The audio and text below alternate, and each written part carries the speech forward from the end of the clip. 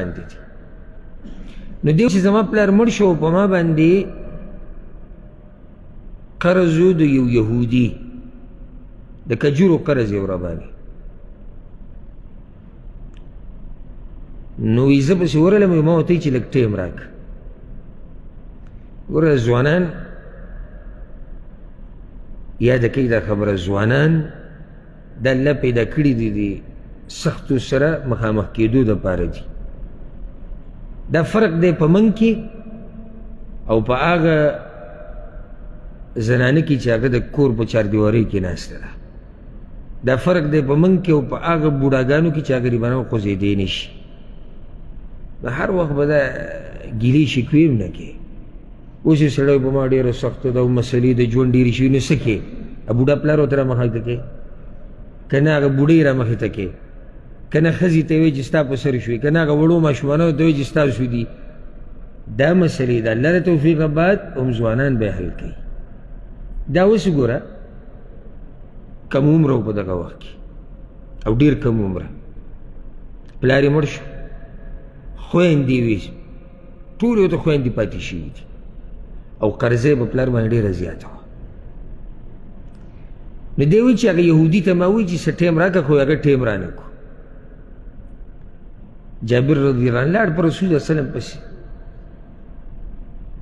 چې سپارښ وکړي د یهودي ته. رسول صلی الله علیه وسلم راغی او د یهودي ته یې ویل یأخذ تمر نخله بالتي له. ورته یې ووایي چې د جابر سره چې فی الحال څومره په ونو کې کجورې دي دغه واله. هغه ویې نه، وجه دا و چې په دغه کجورو باندې د ده قرض نه پوره کېده. هغه وایي دا خو نه. نو رسول صلی الله علیه وسلم زما دې باغ ته راننوتو فمشى فیها، په دې باغ کې داسې یو چکرې وګرځېد.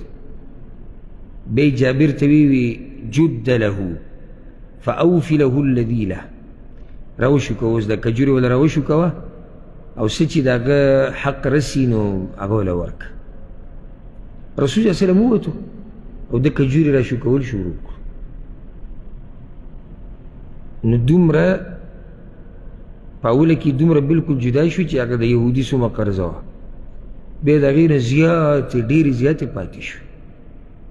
نو جابر رضی الله عنه لاړ په رسول صلی الله علیه وسلم پسې وی یا رسول الله، چې ورغی هغه د مازدیګر لمونځ کوو،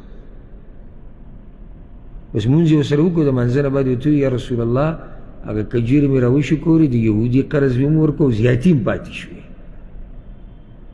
رسول صلی الله علیه وسلم خوشحاله شو، وی اخبر ذلک ابن الخطاب، د خطاب هغه زوی ته مې ووایه ورشه. یو روایت کې داسې راځي چې اخبر ابا بکر و عمر، ابو بکر ته مې ووایه عمر ته مې ووایه. دغه ټیم کې هغوی نه وو، یعنې دا قصه هغوی ته مې ذکر کړه.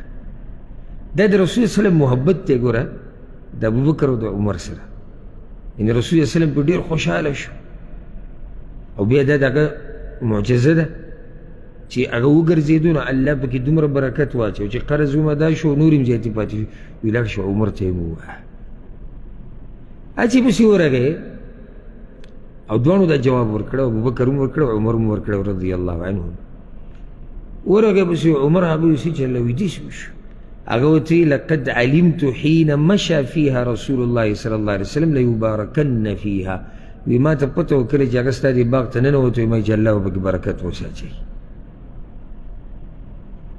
دا د عمر رضی الله عنه فضیلت دی که نه، چې رسول صلی الله علیه وسلم ته د خوشحالۍ خبر را رسي نو عمر پکې خبر کړي، ابوبکر خبر کړي رضی الله عنهما. عمر بن الخطاب رضی الله عنه په سیرت کې یو بله قسم ده چې د هغې نه د عمر رضی الله عنه په سیرت کې موږ ډېرې خبرې د هغې نه معلومولی شو او به ذکر کو فایدې لپاره. صحیح بخاري صحیح مسلم کې دا حدیث دی د عبدالله بن عمر رضی الله عنه.